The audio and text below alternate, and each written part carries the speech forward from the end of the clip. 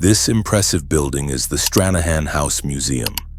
Even by today's standards, it remains a beautiful structure. But in the early 20th century, when Fort Lauderdale was just a fledgling settlement in the swamp, this house was truly a marvel, a center point for the blossoming community.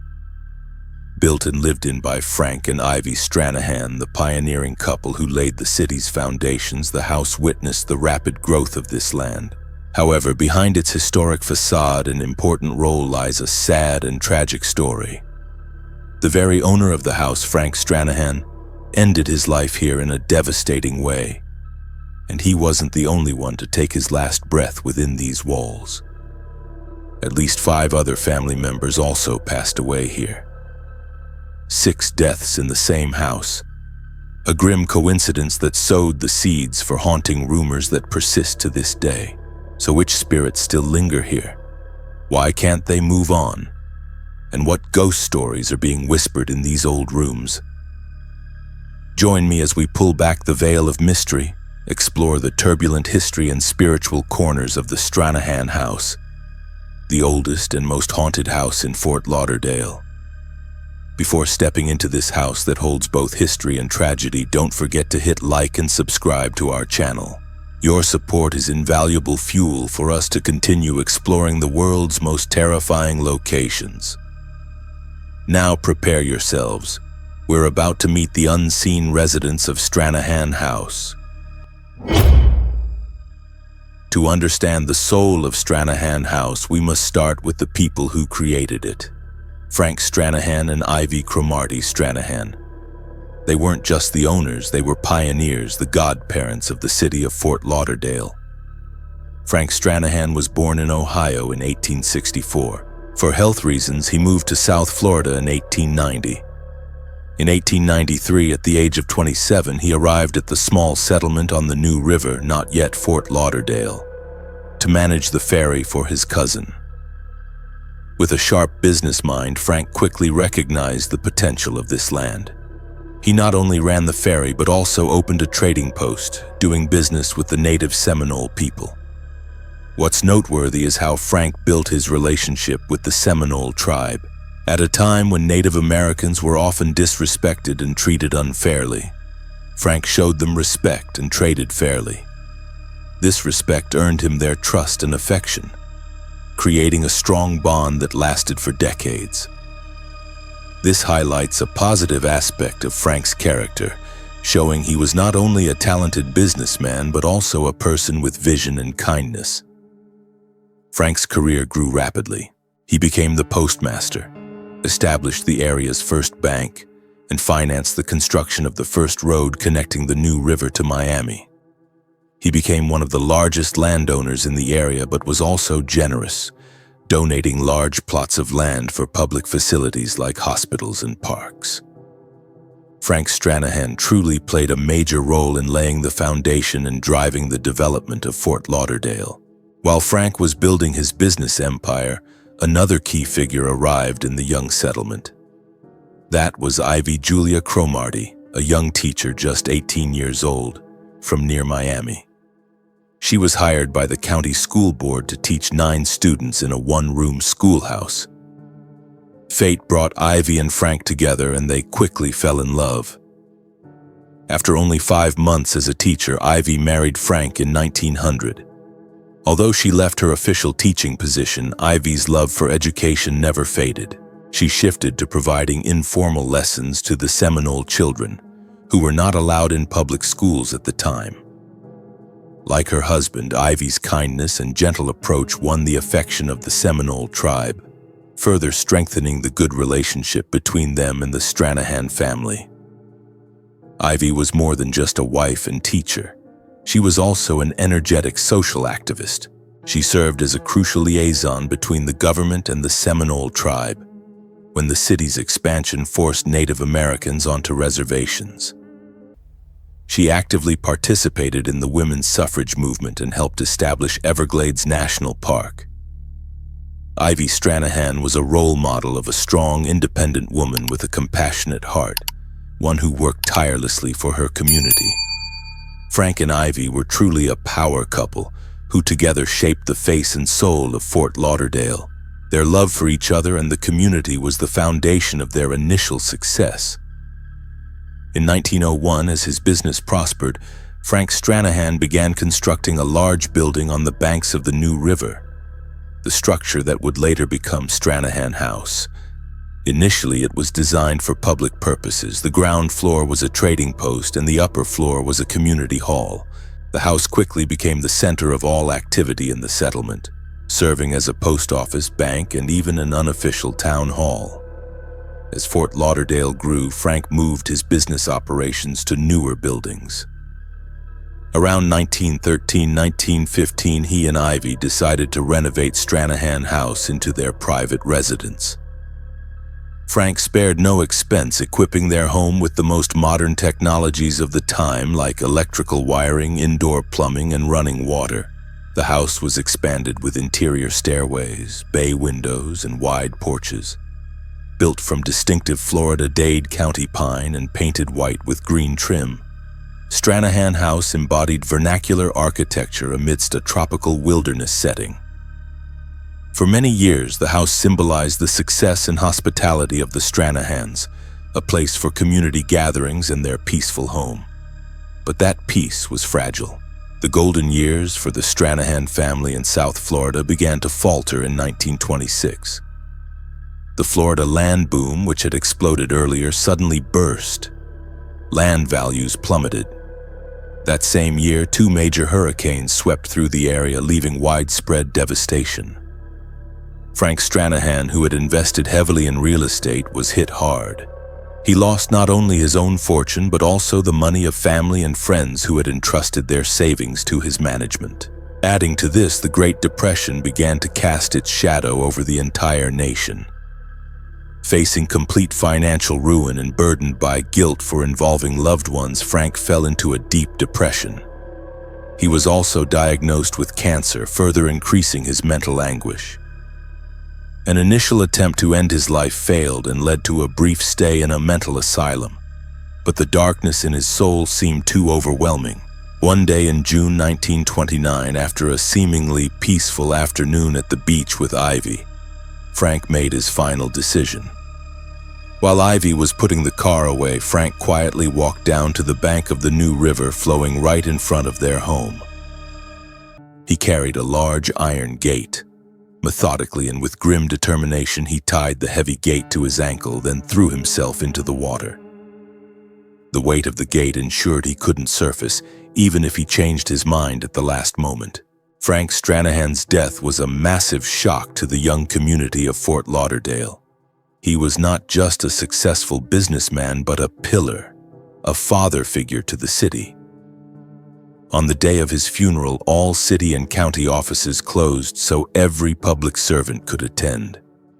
It's said that nearly every resident of the city was present. For me, the detail about the Iron Gate is one of the most haunting images in this story. It not only shows Frank's desperate determination, but carries a grim symbolic meaning. The gate, meant to protect, to separate, became the anchor holding him at the bottom of the river, forever imprisoning him in death. Did Frank's spirit truly find its way back to the home he loved, as the rumors often say? After Frank's tragic death, Ivy Stranahan, though grief-stricken, had to face the harsh reality. She began renting out rooms in her large house to make ends meet, and became even more involved in community activities. She lived a long, quiet, and dedicated life, finally passing away in the Stranahan House itself in 1971 at the age of 90 in an upstairs bedroom. But the deaths of Frank and Ivy were not the only tragedies this house witnessed. As mentioned, at least 4 other members of the Cromarty family, Ivy's family, also passed away here, truly casting a dark shadow over Stranahan House. Augustus Cromarty, Ivy's father. When he became elderly and seriously ill, Ivy brought him to her home to care for him, and he passed away there in the very same bedroom where Ivy would later take her last breath. 2 deaths in the same room, a chilling coincidence. Albert Cromarty, Ivy's younger brother, after a wild life, Albert moved in with his sister and died at home after contracting tuberculosis at a party. Pink Cromartie, Ivy's younger sister. Pink's tragedy was particularly heartbreaking. While 7 months pregnant and staying with Ivy, after 3 previous miscarriages, Pink received news that her husband was cheating on her. The shock induced premature labor. She delivered a stillborn baby and subsequently died in the hospital. Although Pink didn't die in the house, the event leading to her death occurred there, and her spirit and that of her unborn child are said to haunt the parlor. Young Seminole girl. Another tragedy occurred shortly after Frank's death. A young Seminole girl, possibly seeking medical help from Ivy, collapsed and died right on the doorstep. 6 deaths directly connected to the house within a few decades. This number is truly staggering for a family home. It created a heavy atmosphere, a history filled with loss and sorrow, fertile ground for ghost stories to sprout and persist. With such a tragic past, it's no wonder Stranahan House is considered one of the most haunted places in Fort Lauderdale. Reports of paranormal activity come from museum staff, visitors, and even the homeless people who once took shelter there. Experts have analyzed these events and concluded they are unexplainable. At least 6 spirits are believed to still reside in the house. Frank Stranahan. The spirit of the first owner seemingly still lingers. Some report seeing his apparition reenacting his final moments, jumping into the new river with the iron gate tied to his leg. However, most of his appearances are rather benign, sometimes just a fleeting figure during tours or community events. Strange noises in the house are often attributed to Frank. Some sources claim Frank is the angry spirit who chased homeless people off the porch by banging on the walls, while other sources attribute this to Ivy. This contradiction adds to the mystery surrounding his spiritual state. Is he at peace, or still tormented by pain and anger? Ivy Stranahan. This is the most frequently seen and felt spirit at Stranahan House. Her presence is often accompanied by the strong scent of the antique perfume she loved. Ivy's spirit seems to reflect her personality in life, both kind and strict. Towards those permitted inside, staff, visitors, she appears quite gentle, even protective. Staff report feeling a cold hand on their back while climbing to the attic, as if she's preventing them from falling. A fear Ivy herself had in life. However, towards uninvited trespassers, Ivy appears extremely angry. Many homeless people who used to sleep on the porch, before it was fenced off, recounted being woken and angrily chased away by a female spirit, who pursued them right to the property line before vanishing. In the bedroom where she died, cleaning staff frequently find the imprint of someone sitting on the bed with a deep handprint pressed into the mattress, even when the room has been locked and empty. Ivy's spirit is a powerful, complex presence, both a guardian of the house and a strict matriarch even in the afterlife. Augustus Cromartie, Ivy's father. His spirit is described as an uneasy presence, often appearing in the gift shop, formerly his bedroom where he died. He is blamed for books falling off shelves and sudden drops in temperature in the room. He also bothers staff by moving things around when they aren't looking. Quite a grumpy ghost. Albert Cromartie, Ivy's brother. In contrast to his difficult father, Albert's spirit is described as mischievous and somewhat irresponsible, much like his personality in life. He often knocks things over, teases visitors, and makes life difficult for the staff. He supposedly yells at people he doesn't like. An interesting detail is that Albert's spirit seems to retain his chivalrous or flirtatious nature. He makes the room warmer for women and colder for men, sometimes getting a little too familiar with female guests. Pink Cromartie, Ivy's sister. The presence of Pink and her stillborn baby is often felt in the parlor. Sometimes 2 floating orbs of light are seen together, believed to be the spirits of mother and child. This is a deeply tragic presence, young Seminole girl. This spirit is often seen near the back door where she died.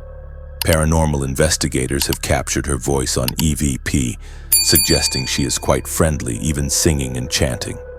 It's said she has a strong sweet tooth and occasionally steals candy from the front desk. The diversity of the spirits and their personalities at Stranahan House is truly astonishing. From the haunted father who took his own life, the protective yet strict mother, the grumpy grandfather, the mischievous uncle, the tragic aunt, to the innocent servant girl. The house isn't just haunted by a single entity, it seems to be a gathering place for an entire ghostly family, each carrying their own story and emotions. Stranahan House is not just the oldest building in Broward County, it's the historical heart of Fort Lauderdale, a place holding memories of the pioneers who built this city. But it's also a place stained by tragedy, a place death visited too many times. The ghost stories, the reports of supernatural activity, though explainable in various ways, have persisted for decades. They are a testament to the power of the past, to the ability of intense emotions and traumatic events to leave an indelible mark on a place. Today, Stranahan House is a unique museum where visitors can step back in time, learn about the lives of Florida's pioneers, and encounter the accompanying ghost stories. It's a fascinating destination where history, culture, and the paranormal intersect. Do you believe in the spirits of the Stranahan family? Which spirit do you find the scariest or the most interesting? Share your thoughts in the comments below. Thank you for joining me in exploring this historic and haunted house. Don't forget to like, share, and subscribe to continue receiving chilling stories from around the world. Goodbye and see you next time.